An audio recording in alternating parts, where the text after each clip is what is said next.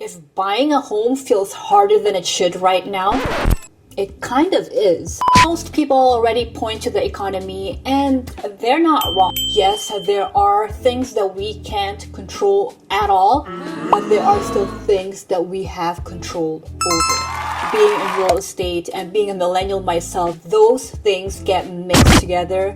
It just feels frustrating. Instead of looking at this as one big issue, I want to separate what's actually changed in the market from the parts that we still have control over. Doesn't make it easy, but it does make it easier to navigate. One of the biggest shifts is that home prices and incomes don't really move together the way they used to. The gap widened across major cities from Los Angeles to London to Toronto.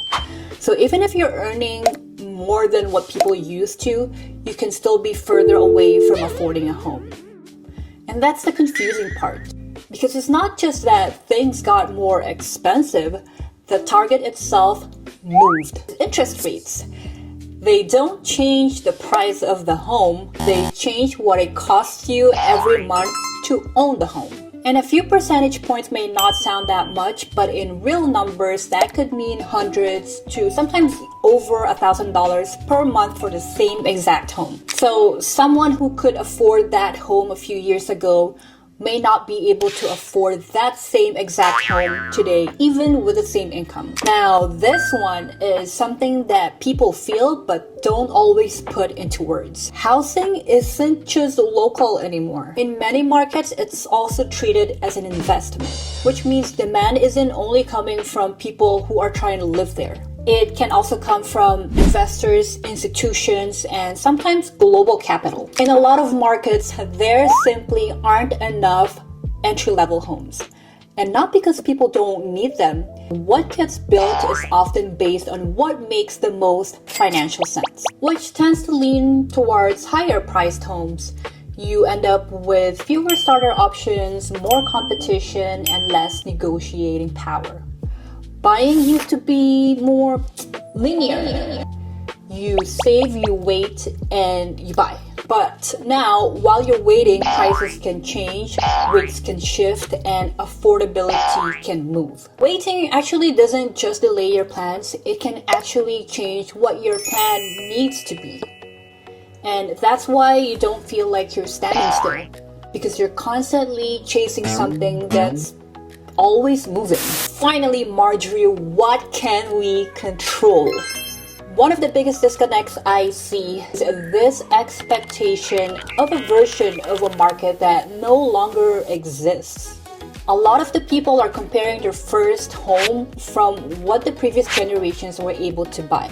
Yes, I get it, but if the structure changed, holding on to that version of first home can actually just keep you stuck. Today, the first step might look like a condo, a townhome, a smaller space, or even a different location. And it's not about just lowering your standards, it's about adjusting to the reality we're working with. I can't emphasize enough, you can't consistently time the market. But what you can control is how prepared you are when you enter it. A lot of people wait for the perfect conditions, but those conditions keep shifting. So instead of predicting the market, it becomes more of understanding your numbers and recognizing when something makes sense for you. And I see pretty often working with buyers. For example, a lot of people still think that you're required to put 20% down. People don't explore different loan options or assistance programs. And I've actually spoken to so many people who thought that they're years away from buying a home and realized that they actually have more options than they expected. So sometimes it's not that we're far off, it's just that our strategy hasn't caught up yet. A lot of people don't feel stuck because they have zero options. They feel stuck because they don't know what's available, what's realistic, and what path actually makes sense.